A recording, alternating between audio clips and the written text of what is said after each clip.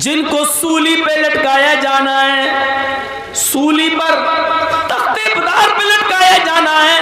और जब उनको तख्ते पर ले जाया गया, सूली पर ले जाया गया, फांसी के फंदे के करीब ले जाया गया और फांसी का फंदा उनके गले में जब डाला जाने लगा तो हजरत खुबैब से कहा गया, ऐ खुबैब, आज तो तुम भी सोच रहे होगे कि जिस मोहम्मद की वजह से मुझे इतनी तकलीफ उठाना पड़ रही है, मेरी जान तक जा रही है, आज मोहम्मद इस जगह पर होते और मैं बच जाता, मोहम्मद के मेरी जान बच जाती और मोहम्मद मारा जाता। आज तो तुम्हें भी लग रहा होगा कि मोहम्मद की वजह से मुझे सूली दी जा रही है, काश मेरी जगह मोहम्मद को फांसी दी गई होती और मुझे छोड़ दिया गया होता। हजरत खुबैब ने देखा फांसी का फंदा गले तक आ गया है, मुस्कुराते हैं और काफिरों को ये जवाब देते हैं, आए काफिरों, तुमने बहुत छोटी बात की है, तुमने बहुत गिरी हुई बात की है। क्या मैं ये चाहता हूं कि मोहम्मद फंस जाए और मैं बच जाऊं? अल्लाह की कसम, अगर तुम मोहम्मदुर रसूलुल्लाह को मेरे सामने ले भी आओ और ये कहो, आए खुबैब, सिर्फ मोहम्मद के पैर में कांटा चुभा लेने दे, मोहम्मद के पैर में सिर्फ कांटा चुभा लेने दे, मोहम्मद के पैर में सिर्फ कांटा हमको चुभाने की इजाजत दे दे, मैं तेरी जान बख्श दूंगा। अल्लाह की कसम, मैं ये भी बर्दाश्त नहीं करूंगा कि मेरी जान इसके बदले में मोहम्मदुर रसूलुल्लाह के पैर में कांटा भी चुभाया जाए, मैं ये भी गवारा नहीं करूंगा। मैं चाहूंगा कि मेरी जान चली जाए लेकिन मोहम्मदुर रसूलुल्लाह के पैर में कांटा भी न चुभने पाए। मैं अपनी जान दे दूंगा लेकिन नबी के पैर में कांटा भी नहीं चुभने दूंगा। मेरे भाइयों, ईमान जब किसी के अंदर घर करता है तो उसके अंदर ये स्पिरिट पैदा होती है, उसके अंदर ये ताकत पैदा होती है। आप हम सब अपने गरीबानों में झांक कर देखें, क्या ईमान हमारे अंदर है, क्या ये स्पिरिट हमारे अंदर पैदा हुई? और जब ईमान हमारे अंदर नहीं होता है तो आप देख लीजिए, बदलने में ज्यादा टाइम नहीं लगता। दुनिया के सारे ईसाइयों को चैलेंज, दुनिया के सारे यहूदियों को चैलेंज, दुनिया के सारे हिंदुओं को चैलेंज, हम मुसलमानों को भी कहते हैं, आइए उनकी तरफ से मैं आवाज उठाता हूं, आओ अपनी अपनी किताबें लेकर, बुद्धिस्ट अपनी किताबें लाएं, सिख अपनी किताबें लाएं, क्रिश्चियन अपनी किताबें लाएं, यहूदी अपनी किताबें लाएं, हिंदू अपनी किताबें लाएं, मुसलमान अपनी किताब लाएं और सबको लाकर एक मैदान में जमा कर दें। एक किताब भी बाकी ना छोड़ी जाए धार्मिक, और घासलेट डालकर, मिट्टी का तेल डालकर उन सारी किताबों में आग लगा दी जाए, उन सारी किताबों को जला दिया जाए, उन सारी किताबों को राख कर दिया जाए। उसके बाद कहा जाए, आए ईसाइयों आओ, लाओ अपनी इंजील जिंदा करो। अल्लाह की कसम, सारे ईसाई मिल जाए इंजील जिंदा नहीं कर सकते। आओ यहूदियों, आपकी अपनी किताब तौरात जिंदा करो, यहूदी मर जाएंगे, तौरात जिंदा नहीं कर सकते। आओ बुद्धिस्टों, अपना बुद्धिज्म जिंदा करो, बुद्धिस्ट लोग अपनी किताब नहीं सुना पाएंगे। आओ सिखो, तुम अपना गुरु ग्रंथ पेश करो, वो भी नहीं कर पाएंगे। सारे धार्मिक विद्वानों से कहो अपनी अपनी किताबें जिंदा करो, नहीं कर पाएंगे। मुसलमानों से कहो तुम्हारा कुरान भी तो जल गया है, तुम अपनी किताब लाओ। एक छोटा सा बच्चा 10 साल का, 11 साल का, 12 साल का मुसलमानों के सफ में खड़ा होगा, उठेगा और पढ़ेगा, बिस्मिल्लाहिर्रहमानिर्रहीम, अल्हम्दुलिल्लाहि रब्बिल आलमीन, अर्रहमानिर्रहीम, मालिक यौमिद्दीन, यहां से शुरू करेगा और कुल अऊज़ु बिरब्बिन नास, मलिकिन नास, इलाहिन नास, मिन शर्रिल वसवासिल खन्नास लज़ी युवस्विसु फी सुदूरिन नास, मिनल जिन्नति वन नास तक पढ़कर सुना देगा। ये 10 और 11 साल का बच्चा सारे मजहबी उलमा को, विद्वानों को थप्पड़ मारते हुए कहेगा कि हमने अपना पूरा कुरान सुना दिया, तुमने उस कुरान को तो जला दिया जो कागज पर लिखा हुआ था, तुमने उस कुरान को तो जला दिया जो तुम्हारे टुकड़ों पर, कागज के टुकड़ों पर लिखा हुआ था, लेकिन तुम उस कुरान का क्या करोगे जो मेरे सीने के अंदर महफूज है, जो मेरे दिल के अंदर महफूज है। मेरे भाइयों, कुरान एक ऐसी किताब है जो जलाने के बाद भी न जल सके। पूरे कुरान को समंदर में डाल दो तो समंदर उसको डुबो न सके। मेरे भाइयों, यहां से आप अंदाजा लगाइए, दुनिया की सारी किताबें जल जाएं तो दोबारा कोई उनको लिख नहीं पाएगा, लेकिन कुरान को अगर जला दो तो दूसरे ही दिन उसको तमाम की तमाम हाफिज मिल जाएंगे लिखने के लिए, तमाम की तमाम हाफिज मिल जाएंगे उसको सुनाने के लिए। ये चले बेचारे कुरान को मिटाने, ये चले बेचारे कुरान की आयतें बदलने। अल्लाह तबारक व तआला ने सच फरमाया, इन्ना नहनु नज़्ज़लना ज़िक्रा व इन्ना लहू लहाफ़िज़ून। हम ही ने इस कुरान करीम को नाजिल किया है, हम ही ने इस कुरान करीम को उतारा है और हम ही इसकी हिफाजत फरमाएंगे, हम ही इस कुरान करीम की रक्षा करेंगे। ये कुरान न कभी मिटा है न कभी मिटेगा, और 1400 साल पहले, 1400 साल से इस कुरान को मिटाने की बड़ी कोशिशें की गई हैं। ये तयागी ये कोई नया नहीं है, इससे पहले भी बहुत लोग उठ चुके हैं इस कुरान के खिलाफ आवाज उठाने के लिए। इस कुरान के खिलाफ जबान चलाई है उन्होंने, लेकिन सबने शिकस्त खाई है और सबको मुंह की खानी पड़ी है। तो मेरे प्यारे साथियों, ये कुरान एक ऐसी किताब है जो कभी किसी के मिटाने से नहीं मिट सकती है। ईमान पैदा हो। यह कुरान की चंद आयतें जब किसी के कान में पड़ जाती थी तो उसके दिल की दुनिया बदल जाती थी, दिल की दुनिया बदल जाती थी। कुरान की चंद आयतें सुनी थी हजरत उमर फारूक ने, जो अपनी बहन को मारा था, अपने बहनोई को मारा था, लेकिन कहा तुम लोग ईमान से बाज नहीं आ सकते हो तो चलो कुरान पढ़ के सुनाओ, देखिए जरा ये ईमान है। हजरत उमर फारूक निकल तो रहे जनाबे मोहम्मद रसूलुल्लाह को मारने, तलवार निकाल ली कि आज मोहम्मद को कत्ल कर देंगे सल्लल्लाहु अलैहि वसल्लम, लेकिन रास्ते में किसी ने कहा कहां जा रहे हो, जवाब दिया मोहम्मद को मारने। बहुत परेशान कर रखा है, आज जड़ ही को खत्म कर देंगे, ना रहेगा बांस ना बजेगी बांसुरी, आज मोहम्मद ही को कत्ल कर देते हैं। उस आदमी ने कहा मोहम्मद को कत्ल करने से क्या फ़ायदा, तुम्हारे घर में तो तुम्हारी बहन और तुम्हारे बहनोई, तुम्हारे जीजा भी इस्लाम ला चुके हैं। सुनो, अगर ये बात गलत निकली तो बहुत बुरा होगा, हम तुम्ही को कत्ल कर देंगे। हाँ हाँ जाओ पता लगाओ पहले।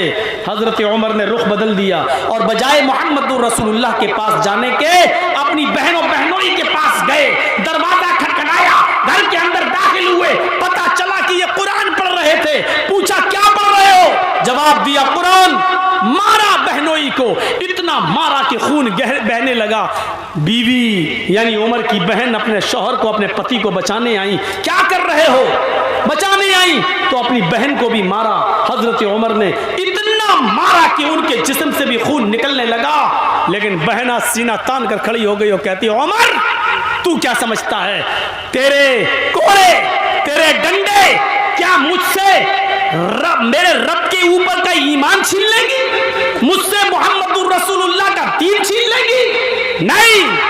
अरे उमर होश में आ, तू इतना मार कि मैं मर जाऊं और मरने के बाद भी मेरे जिस्म के टुकड़े टुकड़े कर दे और मेरे जिस्म के टुकड़ों को भी कुत्तों को खिला दे, इसके बावजूद भी मैं मोहम्मद के दीन, मोहम्मद के रब के ऊपर से अपना ईमान नहीं हटा सकती है। नहीं।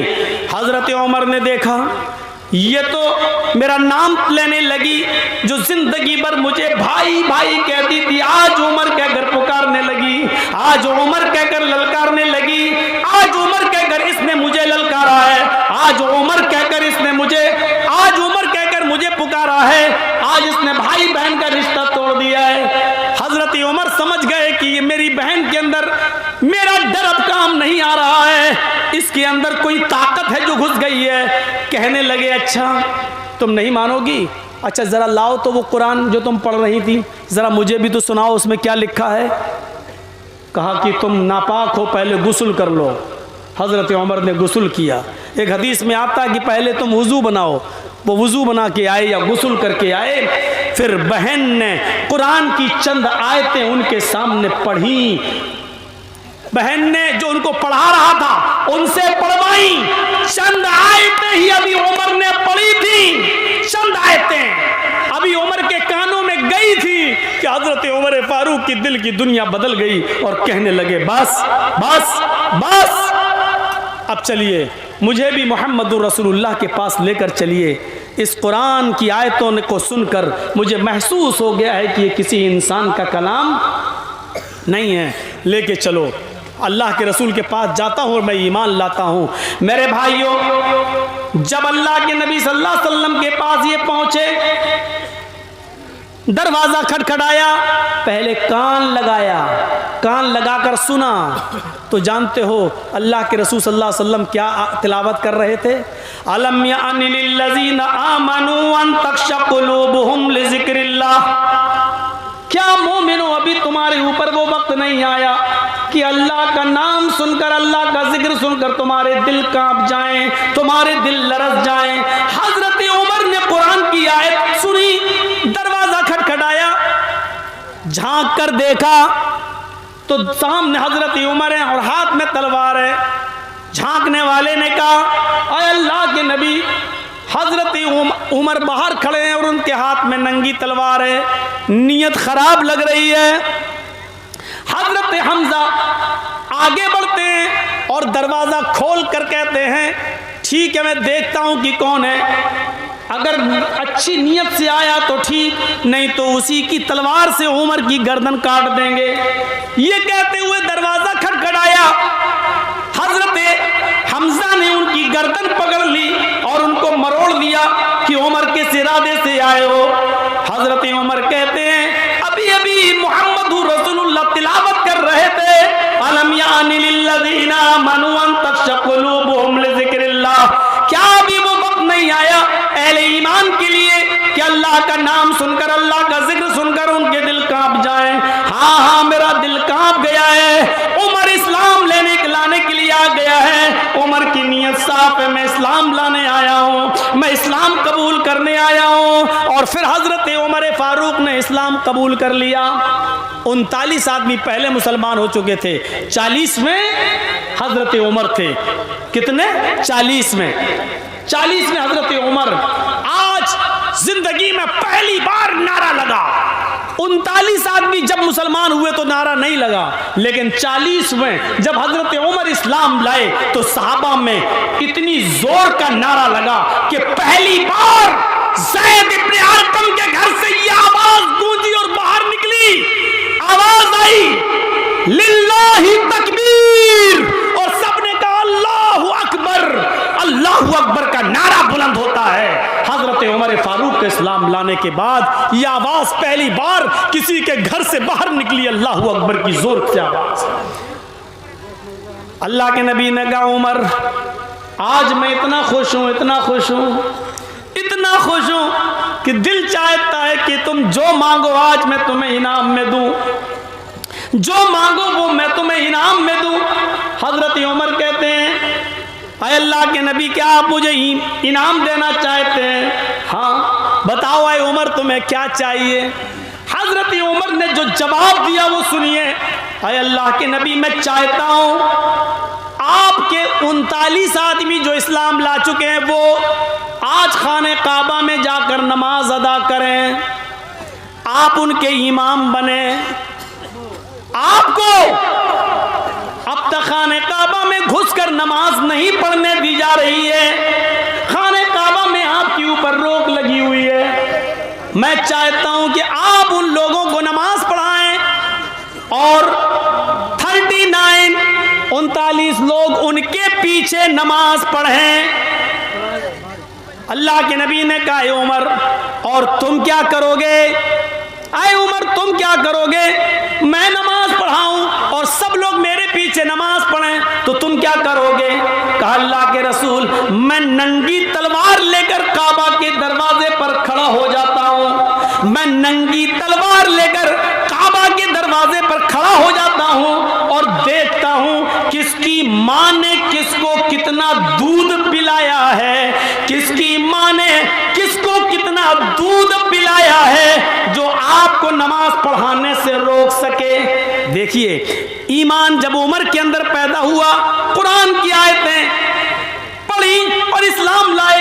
जब ईमान ईमान इनके अंदर पैदा हुआ तो इतनी बहादुरी पैदा हो गई कि अकेले तलवार लेकर खड़े हो गए।